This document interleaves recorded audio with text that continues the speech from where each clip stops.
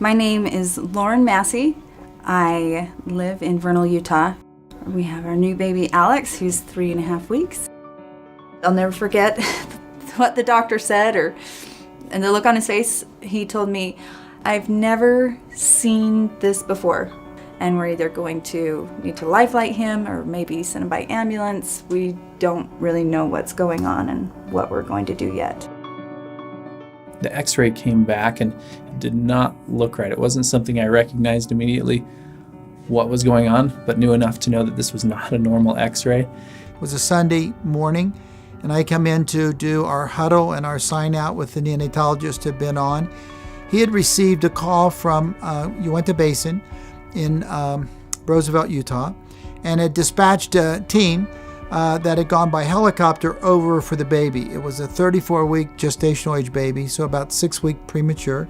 And so I called the neonatologist that was on, helping us cover, and he went down, out of Utah Valley, went down to radiology and looked at the film. And it was obvious that this baby had air not only in the middle of the chest that had leaked out of the lung, but also in the sac that surrounds the heart, and that's called a pneumopericardium.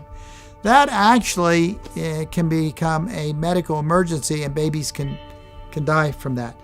And so I was concerned about that baby taking off in a helicopter, which causes the air to expand by about 30%, and the baby getting trouble in the air. So I talked to Lifeline and said, "I'm going to drive over." And they said, "Well, hold on. We have a helicopter and we have a pilot." And he said he didn't want you driving. He would fly you there so you could get there right away. And he immediately put them at rest and said, I've done this at least 50 times, and talked to them, walked them through what would happen right there at the side of the warmer with the baby, and got their permission to go ahead, and had family in there, and family was at ease after he talked with them.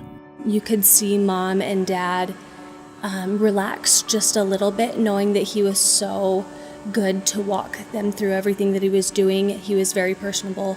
It wasn't, well, I'm smarter than you and I'm going to do my own thing. It really was a partnership.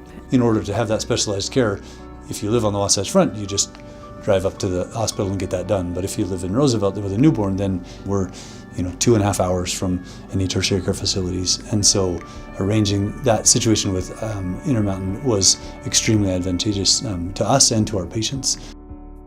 The wave of the future is telehealth, because we can't afford to take subspecialists and spread them throughout the community. So what happens is patients move in, they leave their home, they come in. We don't even know the total cost of that.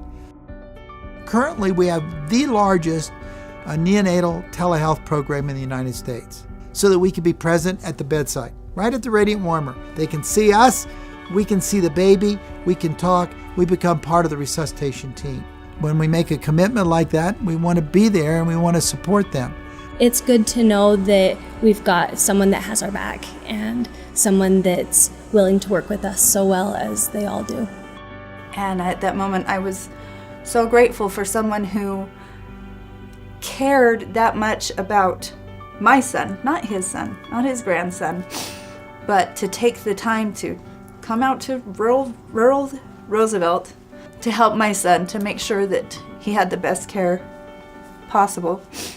It was very touching. If my granddaughter was at Uinta Hospital, I would have driven there to take care of her. I wouldn't do anything less for anybody else's baby. Thank you, thank you, thank you.